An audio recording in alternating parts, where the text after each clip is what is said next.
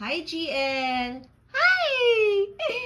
Late na yung lunch mo. 3 p.m. na. Ganda ng tulog ng baby ko. Okay, I will pick a toy for him. A toys. For him to choose. So, I pick the ball. And the strawberry teether niya.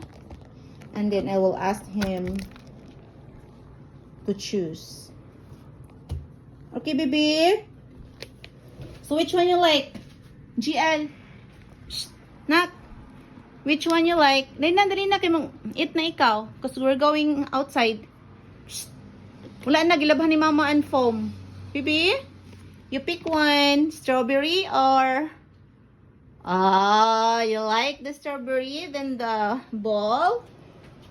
So, he picked the strawberry.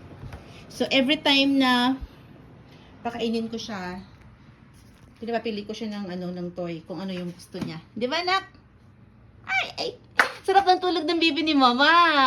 Good job, nak. 1, 2, 3. 3 hours. Ikaw, almost 3 hours na tulog.